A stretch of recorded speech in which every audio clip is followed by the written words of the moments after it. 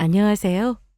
저는 얼마 전에 제 발로 지옥 불구덩이에 들어갈 뻔했다가 가까스로 친구 덕에 살아난 30대 직장인입니다. 무슨 말이냐면요. 결혼을 엎었다는 뜻입니다. 파혼도 여러 가지 형태가 있는 거 아시죠? 식장에 들어가기 전에 파혼했다면 더할 나위 없었겠지만 안타깝게도 저는 그러진 못했어요. 그 말인즉슨 금전적인 손해를 피하지 못했다는 뜻입니다. 게다가 마치 드라마에서나 나올 법한 방식으로 파혼했습니다. 바로 결혼한 당일날 결혼을 때려치웠거든요. 남녀 사이라는 게 아무리 서로 잘 안다고 생각해도 작정하고 속이려 하면 알아내지 못하는 부부도 있는가 봅니다. 저는 결혼할 때 사랑도 중요하지만 무엇보다 서로 거짓이 없어야 한다고 생각하거든요. 평생 나와 같이 살 사람을 정하는 일인데 당연히 배우자의 모든 걸 믿을 수 있어야 한다고 생각해요. 그런데 연애와 결혼 준비하는 과정 내내 저는 그 사람은 물론 가족의 진짜 모습을 전혀 몰랐다가 내 인생 최고의 날이 돼야 할 결혼식 날 진실을 마주할 수 있었습니다. 오늘 제가 사연을 보낸 이유는 저를 속이고 기만한 시가 식구들과 예비 남편에 대해 속풀이를 하고자 함입니다. 그리고 저처럼 결혼을 앞둔 분들, 돌다리도 두드려보고 건너라는 말이 있죠? 정말 저같이 사기 결혼 당할 뻔한 사람이 있으니까 제 경우를 거울 삼아 조심하라는 당부를 하고 싶네요. 일단 제가 큰일 날 뻔했던 사기 결혼을 깰 수 있게 해준 1등 공신이 누구인지 말씀드리고 싶습니다. 바로 저와 초등학교 때부터 소꿉친구이자 절친인 친구입니다. 그냥 소울메이트라는 말이 어울릴 정도로 저와는 자매나 다름없는 친구예요. 고등학교까지는 같은 학교를 나왔고 대학은 따로 다니게 되었는데 아무래도 그때부터는 서로 연애를 하고 진로를 고민하느라 매일같이 붙어 다니지는 못했어요. 그래도 연락도 자주 하고 서로 좋은 일이 있으면 누구보다도 기뻐해주는 그런 사이였습니다. 저는 대학에서 화학을 전공했고 친구는 공부를 잘해서 약대를 나왔어요. 6년을 다니느라 저보다는 졸업이 늦었지만 둘 다 취직을 하고 나니 또 예전만큼 만나서 함께하는 시간을 가지는 게 쉽지는 않더라고요. 우리 두 사람은 서로 연애사도 전부 공유하고 있어요. 당연히 서로의 첫사랑과 수치스러운 역사도 잘 알고 있어요. 그러던 이 친구는 대학 졸업하고 부모님이 약국 차려주자마자 좋은 혼처에 선을 봐서 시집을 빨리 가더라고요. 우리 둘은 어릴 때부터 서로 꼭 약속했던 게 있었습니다. 바로 나중에 서로 신랑감을 제대로 데려오는지 괜찮은 사람인지 매의 눈으로 봐주자는 약속이었어요. 우리 다른 건 몰라도 나중에 결혼할 남자 생기면 서로 제일 먼저 소개해주기로 하자. 난 남자 보는 눈이 없잖아. 그러니까 네가 꼭 미리 보고 나한테 어울리는 신랑감인지 아닌지 판단해줘. 근데 너 아무리 옆에서 이 남자는 아니라고 말해줘도 본인이 콩깍지 씌면 아무 소용없는 거 알지? 우리 언니도 나랑 우리 부모님이 그렇게 아니라고 해도 우겨서 결혼하더니 지금 사내만에 하잖아. 내가 우리 엄마 말은 안 들어도 진짜 네 말이라면 믿고 들을게. 난 부모님이랑 네가 반대하면 절대 결혼 안 할 거야. 알았지? 우리 서로 신랑감을 미리 봐주는 거다. 사실 농담 반 진담 반으로 한 말이었는데 정말 그냥 하는 말은 세상에 없는가 봅니다. 정말 제 친구가 아니었으면 저 인생 망칠 뻔했으니까요.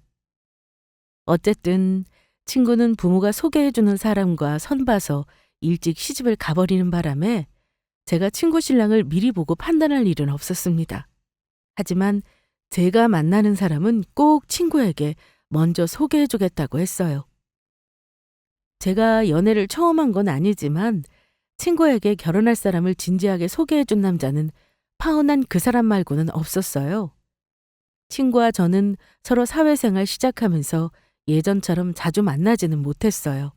그래도 거의 매일 채팅으로 수다를 떨어서 늘 함께 있는 듯한 느낌을 받았습니다.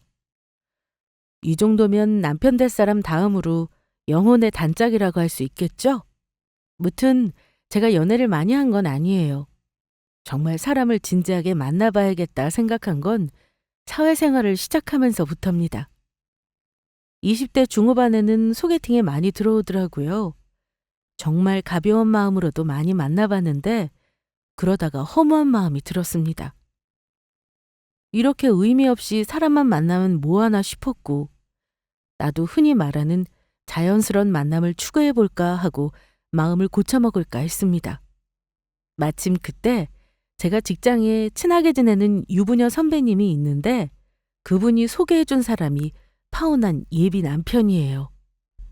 선배님도 그 사람을 직접 아는 건 아니고 한 달이 건너 아는 분이 우리 회사 직원 중에 괜찮은 사람이 있으면 소개 좀 해달라고 해서 원래 같은 사무실이 저보다 2살 많은 언니를 소개해 주려다가 그 언니가 자리를 파투내는 바람에 제가 땜빵을 대신 나갔다가 만나게 되었습니다. 원래 기대 없이 나간 자리에서 좋은 인연 만나는 법이래. 김주임도 혹시 알아? 소개팅 하도 많이 해서 질렸댔지? 그럼 이번을 딱 마지막이라고 생각하고 나가봐. 나 어지간하면 이상한 사람 소개 안 한다. 나도 아는 선배가 하도 우리 회사 여직원 소개해달래서 부탁받은 건데 되게 괜찮은 남자 같더라.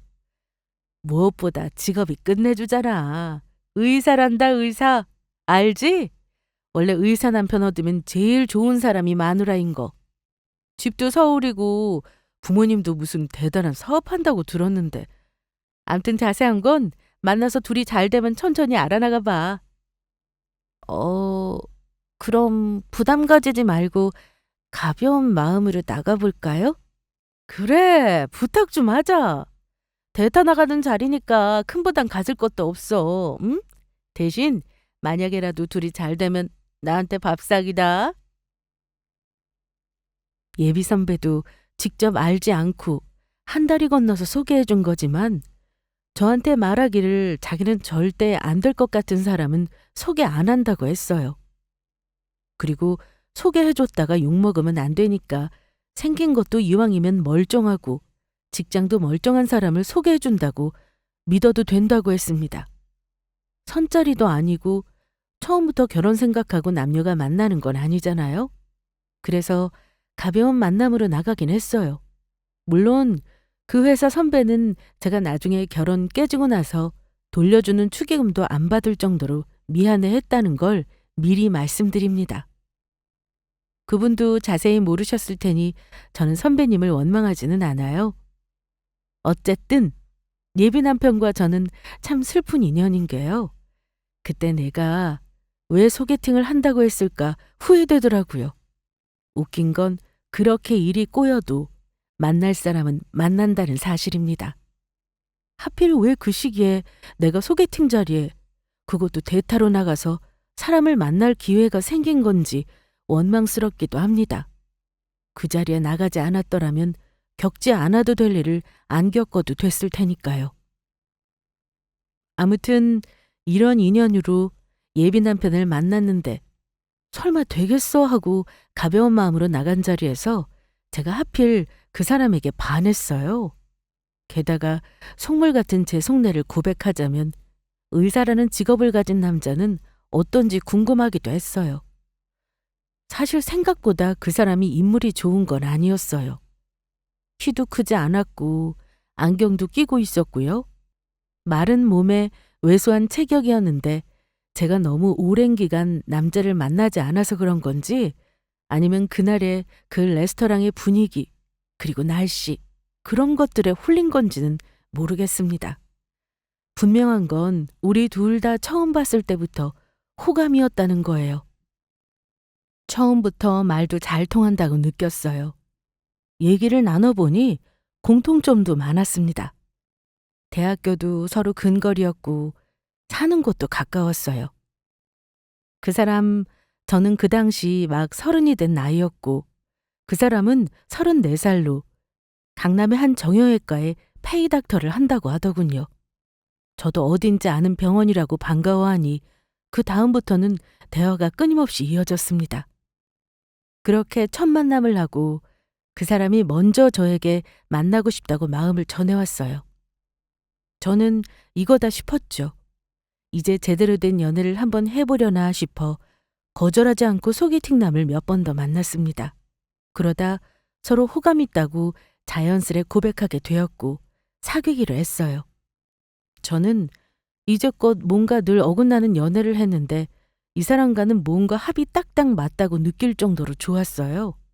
물론 누구나 그렇듯이 처음 연인이 만날 때는 서로 좋은 모습만 보여주려 하잖아요. 저도 그랬습니다. 아마 제가 처음에는 그 사람보다 더 많이 좋아했던 것 같아요. 의사라는 직업이 참 바쁜 직업임에도 늘 저 만나는 시간을 일주일에 한 번은 빼서 보자고 하던 세심한 사람이었습니다. 그런데 만난 지 2달 만에 그 사람이 저한테 결혼 얘기를 하더라고요. 우리 그냥 만나면서 데이트 비용 쓰지 말고 결혼할까? 어때? 연주 너도 나 가벼운 마음으로 만나는 거 아니잖아. 어차피 결혼할 건데 1년 뒤에 하나, 2년 뒤에 하나 뭐가 달라? 우리 빨리 양가 부모님 인사하고 결혼하자. 뭐? 아무리 그래도 오빠, 나 아직 부모님한테는 연애한다고 커밍아웃도 못했구만. 갑자기 결혼한다고 하면 두 분 다 나자빠지실걸? 그냥 1년 정도는 연애하자. 나 하고 싶은 게 많은데 결혼하면 아무래도 어렵지 않을까? 연애랑 결혼은 다르잖아. 아무리 결혼을 생각하고 만난다지만 2달 만에 하나도 낭만적이지 않게 결혼 얘기를 꺼내다니요. 이렇게 얼렁뚱땅 결혼하자는 말을 허락하기는 싫었습니다. 그리고 오빠, 아무리 내가 좋다지만 결혼 얘기를 이렇게 로맨틱하지 않은 곳에서 불쑥 꺼내기야? 나중에 제대로 프로포즈 해줘. 그럼 나도 생각해 볼게. 아, 그러네. 미안. 내가 멋대가리가 없는 사람이라 그걸 생각 못했다. 진짜 미안. 나중에 내가 제대로 준비해서 결혼하자고 프로포즈 할게. 예비 남편은 여자에게 능수능란한 사람이 아니었어요. 자기 입으로도 그랬습니다. 여자 경험이 없어서 말해주지 않으면 잘 모른다나요? 공부만 한 사람이라 그럴 수도 있겠다 이해했죠. 오히려 순진한 듯한 모습이라 더 좋았습니다. 나중에 결국 프로포즈도 제대로 받고 나서 그때부터는 저도 결혼해야겠다 결심하고 친구와 부모님께 예비 남편을 보여주기로 마음 먹었습니다. 연애가 한창일 때 당연히 제 친구도 제가 의사 남자친구를 만난다는 사실을 잘 알고 있었습니다. 그때 당연히 남자친구 얼굴 보여주기 전이었고 결혼은 언급도 안 했어요. 그런데 몇 달 만나지도 않고 결혼하자고 했다는 말을 했더니만 친구가 놀라더라고요. 지수야, 나 결혼할까 봐. 민수 오빠가 나더러 결혼하자는데 어쩌지? 그냥 우리 부모님께 말씀드리고 빨리 해버릴까? 뭐? 결혼? 야, 너 지금 만난 지 겨우 2달이야. 근데 결혼이라니. 너 인생 중대사를 너무 쉽게 결정하는 거 아니냐? 너는 결혼할 생각이야? 저에게 결혼할 거냐고 되묻길래 당연히 결혼 생각하고 있다고 했어요. 그런데 친구는 걱정된다는 말을 했습니다. 연주야, 아무리 그래도 만나서 2달 만에 갑자기 결혼하자고 했다고? 너 남자친구 가족은 만나봤어? 뭐 좋은 사람이라니까 그렇다 쳐도 사는 집이랑 직장이랑 전부 확실한 건지 확인해 봤냐고. 가족은 천천히 만나봐야지. 나도 소개로 만난 건데 설마 이상한 사람이겠어? 다른 건 다 확실해. 그 사람 아버지는 현직 경찰 간부고 어머니는 부동산 사업하신대. 의사라는 직업이 확실하긴 한데 다른 게 뭐가 중요해. 걱정하지 말고 네 말대로 내가 얼굴 보여줄게. 만나보자. 너한테 제일 먼저 소개해주기로 했으니까 약속은 지켜야지. 글쎄, 제대로 된 사람이면 만난 지 2달 만에 아무런 준비 없이 결혼하자는 말은 안 할걸? 벌써 결혼 운운하는 건 너무 이른 것 같으니까 좀 더 만나보고 결정해. 그럼 일단 내 남자친구 직접 만나보고 네 생각 얘기해줘. 나는 신랑감 나타나면 너한테 제일 먼저 보여주기로 했으니까 약속은 지켜야지. 사실 가장 먼저 축하해 줄 알았던 친구는 오히려 제가 신중히 생각하라며 결혼을 말리더라고요. 아마 기혼자이니 더 걱정을 했을 거라 짐작합니다. 친구에게 예비 남편을 소개해 준 날, 친구는 매의 눈으로 남자친구를 살피더니 그날 이런저런 것들을 많이 물어봤어요. 대학교 얘기를 은근슬쩍 하면서 예비 남편 대학 시절 얘기 해달라고도 했고, 의대 수업 들었을 때 교양을 뭐 들었는지, 또 약대생이 들어야 하는 과목이랑 겹치는 게 있는지 물어보기도 하더라고요. 둘이 별 문제 없이 대화가 이어졌고, 잠시 남자친구가 자리를 비운 사이 제가 물었습니다. 지수야, 어때? 네 눈에는 괜찮은 사람 같아 보여? 으이구, 그래. 사람은 진중하고 괜찮아 보이긴 하네. 알았어. 합격이다, 합격. 그래도 연주야, 빨리 먹는 밥이 체하는 법이라잖아. 결혼은 인생에 한 번뿐인 중대사니까 남자친구 가족들도 미리 만나보고 신중하게 결정해. 급하게 하지 말란 소리야. 알지? 그래, 알았어. 암튼 나는 내 친구가 인정한 신랑감하고 결혼한다는 약속 지킨 거다? 그래. 나중에 결혼하고 나서 우리 부부끼리 만나서 같이 여행도 가고 모임도 하자. 생각만 해도 설레는걸? 그렇게 저의 절친인 친구에게 예비 신랑을 소개해 주니 마음이 편하더라고요.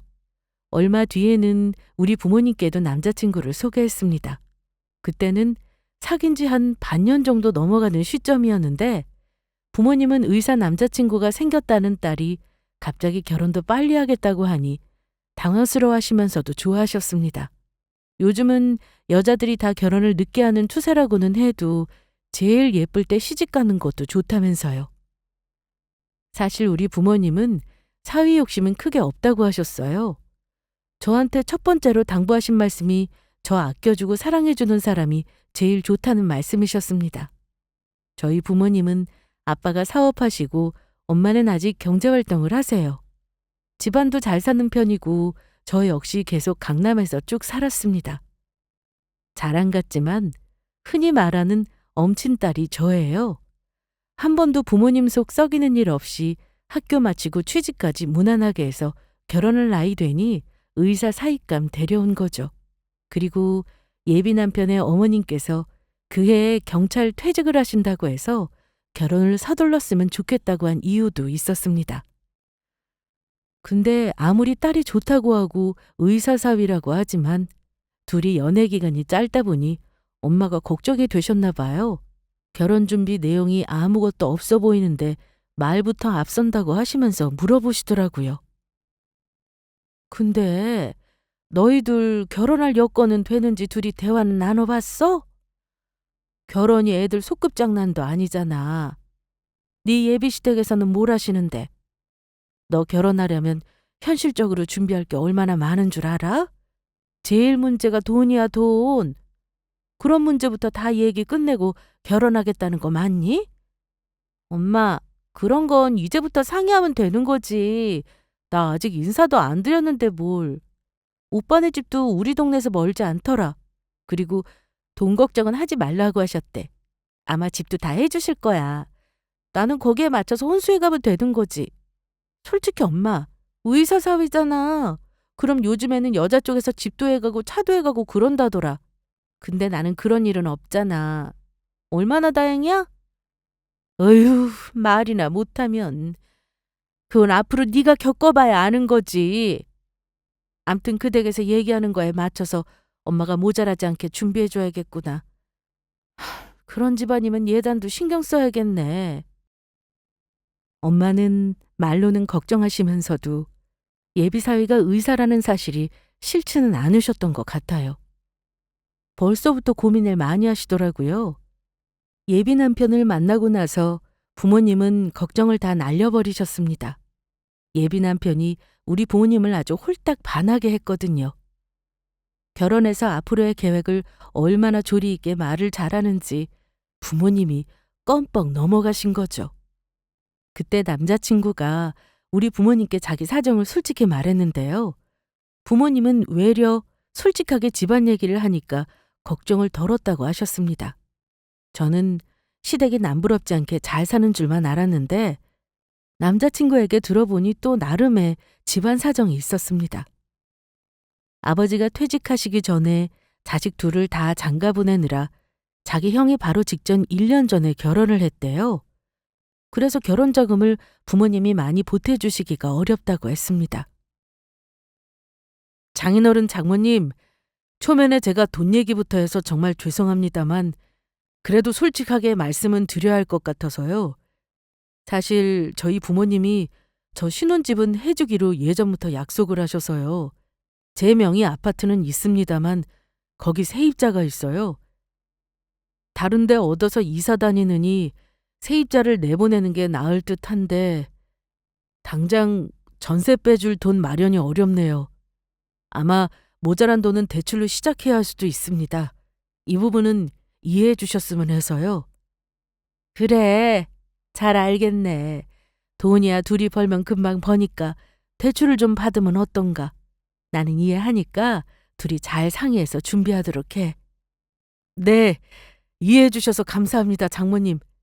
제가 지금은 페이닥터지만 나중에 개원하면 돈 벌 일만 있을 테니까요. 너무 걱정하지 마십시오.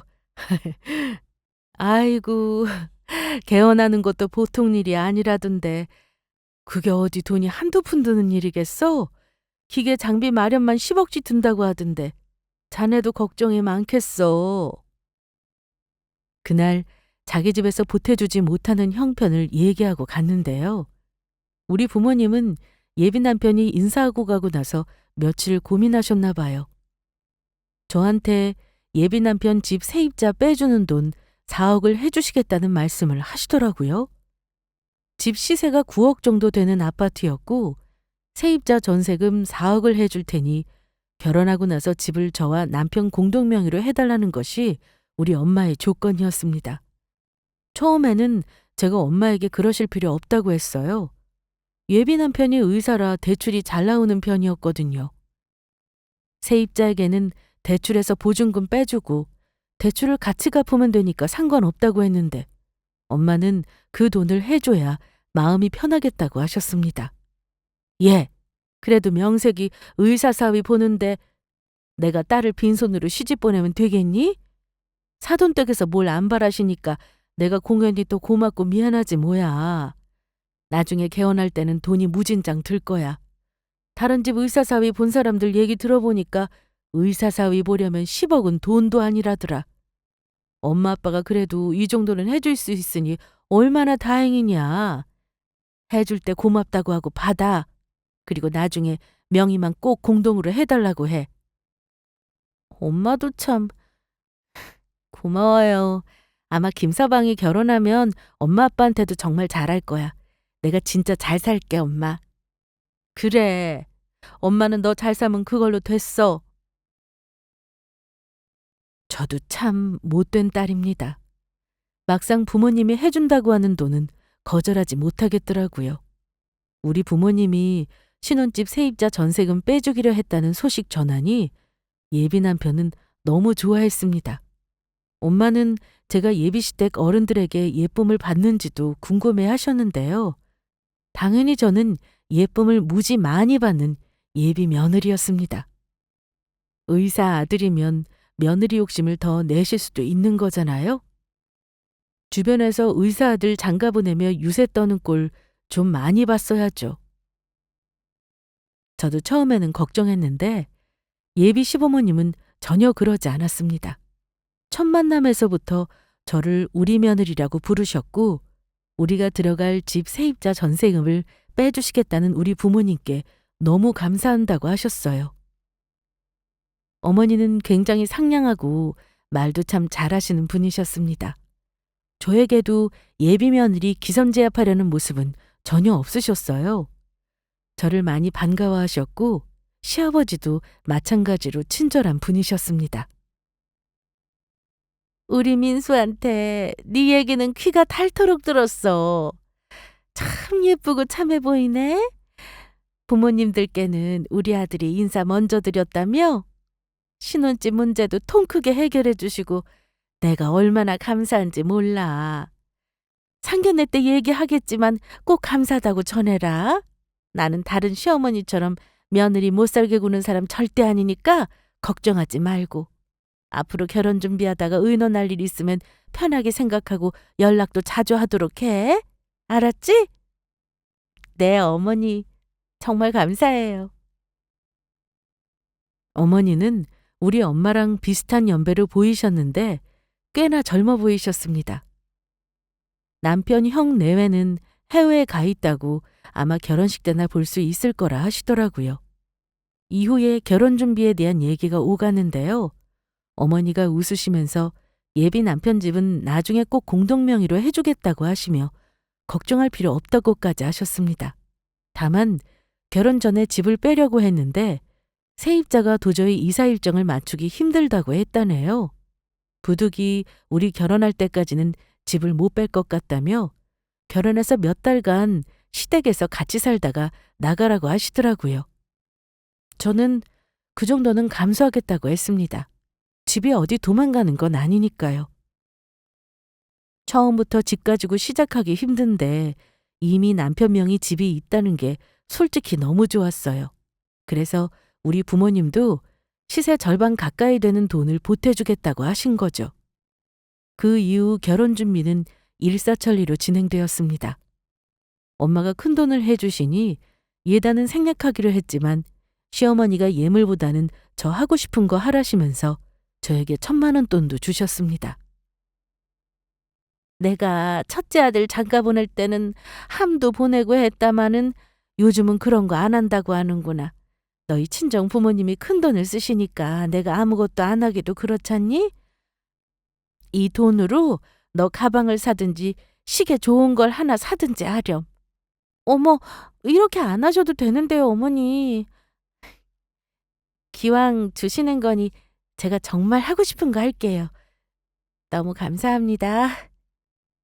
뿐만 아니라 저에게 오라가라 하시기보다는 주로 문자나 전화로 연락을 하시면서 다정하게 이런저런 얘기를 해주시기도 했습니다.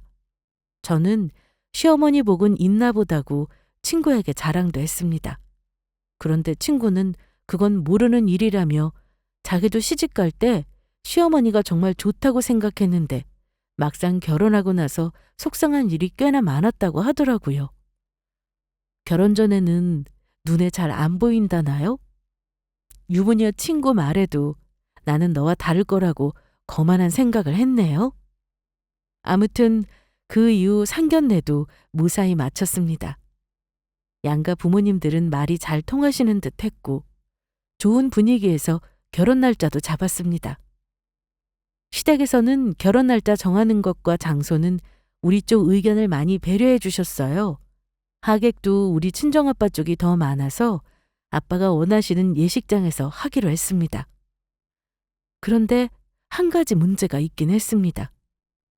시댁에 잠시 들어가 살기로 해서 살림은 결혼하고 나서 마련하기로 했지만 저는 신혼집을 한번 보고 싶었어요. 하지만 어쩐지 시댁과 예비 남편은 굳고 저에게 신혼집을 보여주려 하지 않았습니다. 그냥 제 느낌이 그랬어요. 오빠, 근데 아무리 세입자가 있어도 나도 집을 봐야지. 그래야 살림살이도 얼추 계산하고 우리 엄마도 믿고 돈을 주실 거 아니야. 결혼이 다음 달인데 아직도 집을 모른다는 게 말이 되냐고. 근데 세입자가 집을 안 보여주려고 해. 집주인이 들어오는데 왜 굳이 자기들이 미리 보여주냐는 거지. 걱정 마. 결혼하고 세입자 내보낸 다음에 천천히 봐도 되잖아. 글쎄, 나는 이해가 안 간다. 그러면서 왜 세입자 내보내는 돈은 미리 달라고 하는 건데? 엄마도 그러시더라? 전세 빼는 날 정확하게 세입자한테 송금하시겠대. 저는 집도 못 봤는데 예비 남편과 시모는 그즈음 계속 세입자에게 빼줄 전세자금을 미리 자기에게 붙여놓으라고 저를 구슬렸거든요. 저도 그냥 미리 받아서 줄까 싶었는데 이건 우리 엄마가 브레이크를 걸었습니다. 아무리 가족이 될 사이라고 해도 아직 결혼 전이라면서요. 특히 큰돈 오가는 집 문제는 정확하게 하는 게 좋다면서 결혼하고 세입자 이사 날짜 알려주면 그때 보내겠다고 하셨습니다. 친정엄마 말을 전했더니 은근히 예비 시어머니가 전화나 문자로 돈을 채근하시더라고요. 결혼하고 나서 줘도 좋지만 결혼 전에 미리 돈을 주면 세입자 계약금도 미리 빼줄 수 있어서 도움이 되겠다면서요. 하지만 엄마가 단호했습니다. 세입자 계약금 정도는 시댁에서 부담해야지 어찌 그 돈까지 우리더러 미리 달라냐면서 그 정도 돈도 통장에 없는 집이냐며 의아해하셨어요. 그랬더니 미리 돈 내놓으라는 말은 쏙 들어가긴 했습니다. 그런데 황당하게도 안 하기로 한 예단비를 달라고 하시더라고요. 큰아들 때도 너무 대충 했다면서 둘째 아들은 그래도 기본은 했다는 말 듣고 싶다고 친정엄마에게 말하지 말고 2천만 원 정도를 준비하라고 하셨습니다. 그때 너무 화가 났지만 결혼을 엎을 생각을 못했어요. 제가 할 수 있는 최대치라고 하고 급하게 1,000만 원만 드렸는데 그 돈 받고 잘 쓰겠다고 하시더라고요. 그러니까 결국은 전 예비시댁에 받은 게 없는 셈이에요. 어머니가 예물 대신 준 돈 1,000만 원을 도로 돌려드린 거나 마찬가지였으니까요. 그때 시댁을 이상하게 생각했더라면 좋았을걸. 이미 날짜가 코앞이라 결혼 전 다들 겪는 의견 차이라고 대수롭게 생각하지 않았어요. 제가 너무 무지하고 안일했죠.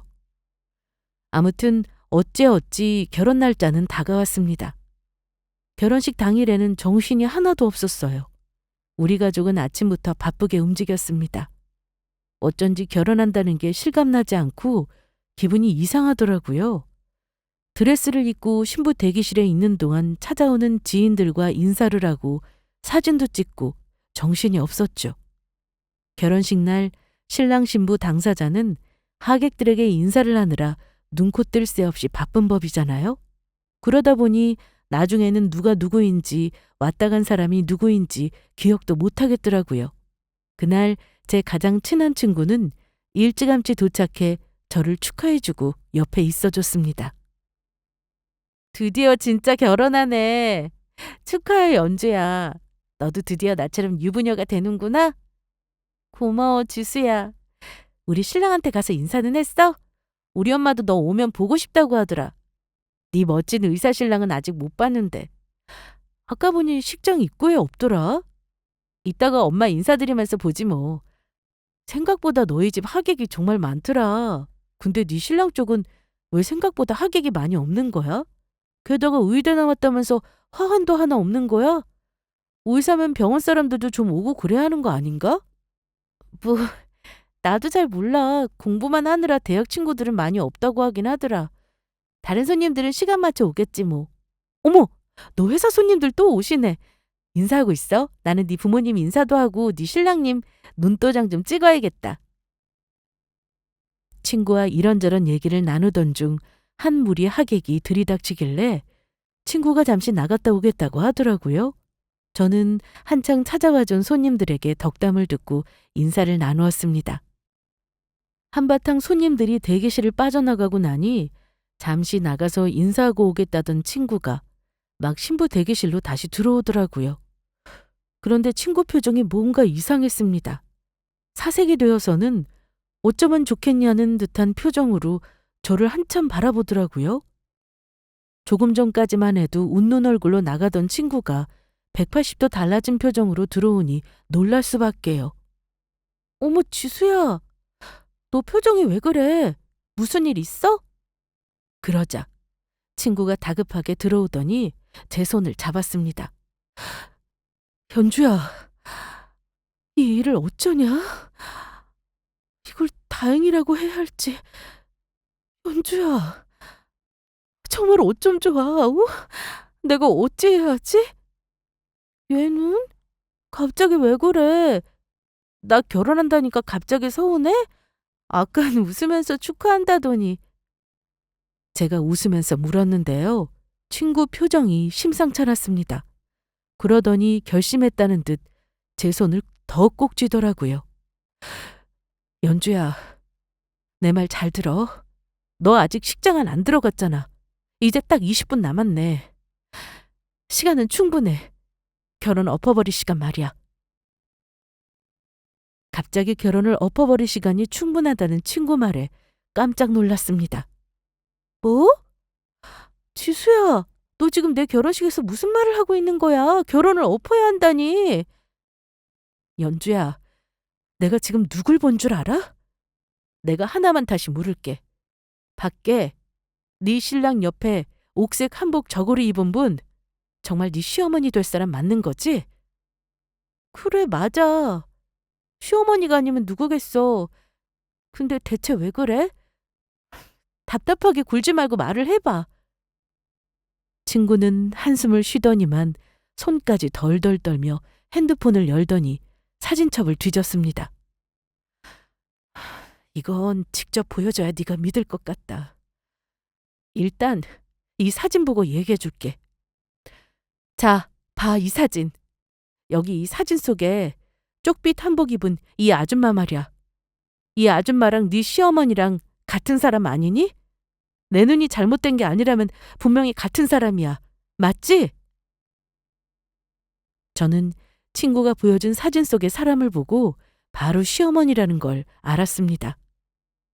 그 사진은 누군가의 결혼식 같았어요. 사진 속의 예비 시모는 오늘처럼 한복을 입고 있었고요. 이리 보고 저리 봐도 예비 시어머니가 맞더라고요. 그쯤 되니 왜 친구가 예비 시모가 나온 사진을 갖고 있는지가 궁금했습니다. 근데 지수야, 이 사진은 대체 뭐야? 우리 시어머니가 왜 여기 사진 속에 있는 거지? 아주버님은 1년 전에 결혼했는데 대체 뭐지? 연주야, 이게 뭐냐면 아무래도 너 이 결혼 사기 같아. 아니, 사기 맞아. 이 사진은 우리 남편 동료 결혼식 갔을 때 신부가 예뻐서 멀리 찍은 거야. 사진 속 이 아줌마는 신부 쪽 엄마였어. 근데 알지? 우리 오빠 친구 의사인 거. 신부 쪽에서 결혼하면서 신랑 쪽에 돈을 엄청 해줬다나 봐. 근데 알고 보니까 그게 전부 오빠 친구가 자기 부모 몰래 대출 당겨서 신부 쪽에 준 돈이었다더라. 뭐? 우리 시댁은 딸이 없는데 무슨 소리야. 그리고 설령 있다고 해도 남자 쪽에서 여자가 너무 좋으면 부모 속이고 그럴 수도 있는 거지.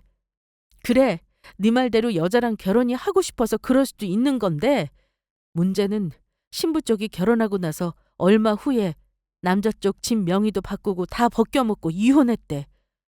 남자 쪽을 유책 배우자로 만들어서 위자료까지 받고 너무 못되게 헤어졌단 말이야. 하도 어이가 없어서 내가 기억하고 있었거든? 근데 왜 저 여자가 너희 시어머니야? 너희는 시누이 없다며? 저 아줌마 원래는 딸도 있는 사람이야. 분명 너한테 뭔가 말을 안 한 거네. 친구가 속사포처럼 쏟아낸 말을 들은 저는 기가 막혔습니다. 그게 정말이야? 혹시 네가 말한 사실을 밝히기 힘들어서 딸 있는 건 숨긴 게 아닐까? 다른 건 거짓말일 리가 없잖아. 문제는 그게 아니야. 이혼하고 나서 듣자니까 소문에 그런 식으로 자식 팔아 장사하면서 돈 뜯어내는 집안이라고 하더라. 네 시아버지 경찰 간부라고 했다며? 은퇴한다고 뻥친 거야. 오늘 봐라. 하객 중에 경찰 관련 손님 있어? 그리고 아무래도 네 신랑 의사인 것도 거짓말인 것 같아. 직전에 의사 사위 이용해 먹고 버렸으니 의사에 대한 정보가 있었겠지. 너네 신랑 일하는 병원 한 번도 가본 적 없잖아. 맨날 병원 앞에서 데이트만 했지 병원에 찾아가 본 적 있어? 그러고 보니 친구 말대로 저는 예비 남편이 일한다는 병원 근처에 찾아간 적은 있어도 병원 안에서 본 적은 한 번도 없었습니다. 친구 말을 들으니까 이상하더라고요. 결혼식 전까지 신혼집을 보여주지 않은 것도 이상했고요. 너 어떡할래? 이 결혼 정말 할 거야? 나는 아니라고 본다. 내가 오빠한테 물어보니까 동료 결혼할 때 그 집 의사 아들이 있다는 소리도 못 들었대. 아무래도 이번에는 네가 타깃인 것 같아. 혹시 너 결혼 준비하면서 그 집에 큰돈 준 거 없어? 아니면 혹시 돈 주기로 한 게 있거나 맞아. 있었어. 근데 정말 다행히도 우리 엄마가 돈을 나중에 주겠다고 하셨거든. 나 정말 큰일 날 뻔했다, 지수야. 나 결혼 못해. 이 결혼 안 할래. 친구 말을 들으니까 저는 정신이 번쩍 들더라고요. 친구 말이 맞다 싶었습니다. 우리로 하여금 세입자 전세 빼는 돈을 대주도록 은근히 유도하고 계속 돈을 미리 달라고 했던 일이 떠올랐어요. 그제야 모든 것들이 앞뒤가 맞아떨어지더군요. 저는 친구에게 결혼을 업겠다고 했습니다. 저는 친구에게 옷을 가져와 달라고 부탁해 그 자리에서 웨딩드레스를 벗어버렸어요. 드레스 이모님도 당황하고 신부 대기실로 들어오던 하객들도 당황했지만 그게 문제가 아니었습니다. 그리고 친구와 함께 로비를 가로질러 식장 앞에서 한창 하객들과 인사 나누는 우리 부모님께 가서 말씀드렸습니다. 이 결혼 안 하겠다고요. 우리 부모님은 드레스를 벗고 나타난 제가 결혼을 업겠다고 하니까 당연히 당황하셨고 놀라셨어요. 자초지정을 물으시길래 친구가 저에게 보여준 사진을 보여드렸습니다. 그리고 제가 들은 사연을 전부 얘기했어요. 그리고 신혼집이 예비 남편 명의라고 거짓말하며 우리에게 돈을 뜯어내기 위해서 온 가족이 똘똘 뭉쳐 거짓말과 연기로 우리 가족을 기만했다고 했습니다. 그때 옆에 있던 예비 남편과 그 가족들이 이 난리를 보고 다가왔습니다. 예비 시모는 결혼을 업는 게 말이 되냐며 너무 무리하다고 오히려 적반하장으로 소리를 질렀습니다. 저는 굳이 시모 말에 대답하지 않고 손에 들고 있던 가방으로 예비 남편 머리통을 한 대 후려쳤어요. 이 못된 사기꾼 놈아! 너 사실 의사 아니지? 너 외국에 있다는 형 거짓말인 거 다 알아. 여동생이 있다던데 왜 나는 결혼할 사람 여동생이 있다는 걸 오늘 알아야 하는 거니? 혹시 당신을 가족 사기단 뭐 그런 거야? 이딴 식으로 결혼을 통해서 남의 등 쳐먹는 게 일상인 사람들이냐고? 어디서 사기를 쳐? 나 이 결혼 오늘 엎을 거야! 야, 너 무슨 말을 그렇게 해? 가족 사기단? 일단 손님들 없는 곳에서 가족들끼리 얘기하자. 너 지금 뭔가 오해를 하고 있어. 오해는 무슨 오해? 이미 전부 알았으니 발뺌하지 마. 너한테 속은 내가 등신이지! 너네 가족은 대체 뭐야? 왜 사람을 이런 식으로 속이는 건데? 우리 부모님도 화를 내시긴 마찬가지였습니다. 아빠는 식장이 떠나가라 고함을 치시면서 당장 결혼 접을 거라고 하셨어요. 이미 우리 쪽 하객들은 줄 서서 축의금을 돌려받고 있었습니다. 내가 이번 일 절대 그냥 안 넘어갈 거니 각오하는 게 좋을 겁니다. 김서방! 아니, 그쪽 아들 나왔다는 학교도 조사할 거고 의사가 맞는지도 확인할 거예요. 그리고 그동안 결혼 준비하면서 우리 딸이 들인 돈 전부 토해내야 할 테니 그리 아세요. 우리 가족 기만한 그 죄도 물을 겁니다. 아시겠어요? 당신네 식구들 전부 대가를 치르게 할 거란 말입니다. 예비 시모도 보통 사람이 아닌 게요. 우리 부모님에게 한마디도 안 지고 자기는 결백하다고 고래고래 악을 쓰더라고요. 결국 그날의 난리는 경찰이 오고 나서야 정리가 되었습니다. 저의 결혼은 그렇게 허무하게 엎어졌고 저는 친구 덕에 그 집안의 실체를 알고 결혼식장에서 파혼하게 되었어요. 만약 결혼하고 신혼여행까지 다녀와서 혼인신고를 했다면 어쩔 뻔했나 아찔했습니다. 부모님은 못난 딸 파혼 뒷수습에 바쁘셨어요. 그 사람 부모에게는 이미 결혼 무른다 통보도 하신 상황이었고 바로 경찰서 가서 제 돈 받을 수 있게 고소까지 한 상황이었고 저는 모두 부모님 말을 따르기로 했습니다. 천만다행으로 오고 간 돈이 큰 돈이 아닌 신혼여행비나 식장비 정도였습니다. 만약 제가 어머니가 달라는 대로 예단비를 다 드렸다면 그 돈은 받을 길이 없었겠죠. 물론 전세금 빼주기로 한 4억도요. 알고 보니까 그 인간들, 특히 시어머니는 이미 전과도 있다고 하더라고요. 예비 남편은 의사가 아니라 의사 행세를 한 병원에서 일하는 용역 직원이었습니다. 알고 보니 자기 명의집도 거짓말이었어요. 저에게 돈을 뜯어내려는 핑계였죠. 참, 제가 어쩌다가 이런 사기단에 걸렸는지. 어쨌든 친구 덕에 큰 화를 면했다면서 우리 부모님은 아직도 가슴을 쓸어내리십니다. 그 인간들 감옥은 가기 싫었는지 서로 들어간 돈을 정확히 계산해서 주겠다고 하길래 결혼 준비하면서 쓴 돈 대략 1,000만 원 받았습니다만 저는 그 인간들 고소는 취하지 않았습니다. 무혐의가 나더라도 그 인간들 혼내줘서 다시는 나 같은 피해보는 사람 없게 해주고 싶었어요. 시간은 좀 걸리겠지만 끝까지 해보려고 합니다. 아마 결론 날 때쯤 되면 저도 사람한테 속은 상처가 회복되겠죠. 제 친구가 없었다면 저는 인생에 큰 오점을 남길 뻔했어요.